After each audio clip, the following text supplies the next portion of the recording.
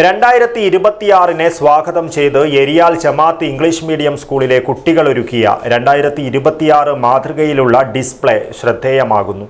കാസർഗോഡ് എരിയാൽ ജമാഅത്തിന് കീഴിൽ പ്രവർത്തിക്കുന്ന സ്കൂൾ വിവിധങ്ങളായ പാഠ്യേതര പ്രവർത്തനങ്ങളാണ് നടത്തിവരുന്നത്. Bhima jewellery, press club junction, Kasaragod.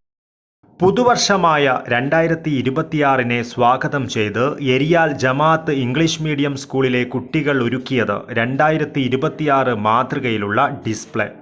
വേറിട്ട രീതിയിലുള്ള ഈ ആശയം സ്കൂൾ നടത്തിയ ശ്രദ്ധേയമായ പ്രവർത്തനങ്ങളിലെ മറ്റൊരു മനോഹര കാഴ്ചയായി.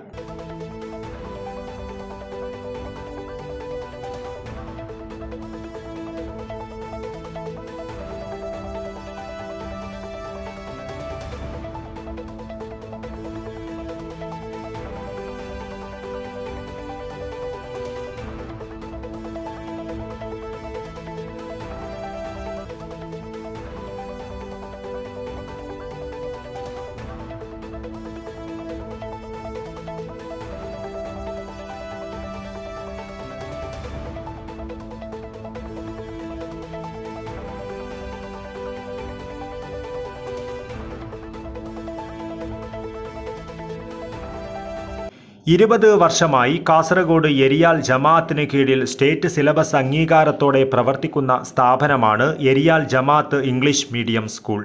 300ഓളം കുട്ടികൾ LKG മുതൽ 7ാം ക്ലാസ് വരെ പഠിക്കുന്ന ഈ സ്ഥാപനം വിവിധങ്ങളായ പാഠ്യേതര വിഷയങ്ങളിലൂടെ ശ്രദ്ധേയമായ പ്രവർത്തനങ്ങളാണ് കാഴ്ചവെക്കുന്നത്. ഇപ്പോൾ അസീസ് കടപ്പുറം ചെയർമാനായും ഷാഫി സിദ്ധക്കട്ട കൺവീനറായും അബ്ദു ജോയിന്റ് കൺവീനറുമായുള്ള കമ്മിറ്റിയാണ് സ്കൂളിൻ്റെ മികവാർന്ന പ്രവർത്തനങ്ങൾക്ക് നേതൃത്വം നൽകുന്നത്. സ്കൂളിൽ സംഘടിപ്പിച്ച ചടങ്ങിൽ ഇവർ സംബന്ധിച്ചു. ഹെഡ് മിസ്ട്രസ് ബെറ്റി അബ്രഹാം സംസാരിച്ചു. UKG മുതൽ ഏകദേശം 7ാം ക്ലാസ് വരെ 300ഓളം കുട്ടികൾ ഇവിടെ പഠിക്കുന്നുണ്ട്. മികച്ച പഠന പ്രവർത്തനങ്ങൾ ആണ് നമ്മളിവിടെ സ്കൂളിൽ നടത്തി വരുന്നത്. LKG മുതൽ 7ാം ക്ലാസ് വരെ സ്റ്റേറ്റ് സിലബസിൽ അംഗീകാരം കിട്ടിയൊരു സ്കൂളാണിത്.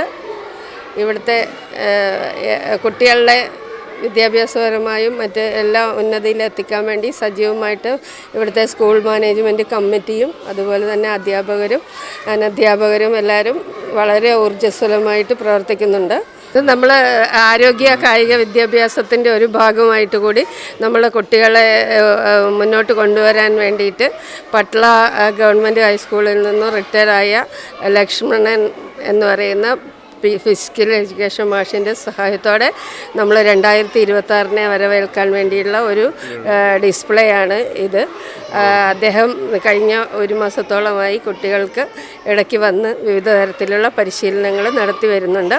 അദ്ദേഹത്തിൻ്റെ ശ്രമഫലമായാണ് ഇന്ന് ഈ പരിപാടി ഇവിടെ നമുക്ക് ചെയ്യാൻ പറ്റിയത്. മാനേജ്മെൻറ്റിൻ്റെ ഫുൾ സപ്പോർട്ടും നമുക്കുണ്ട്.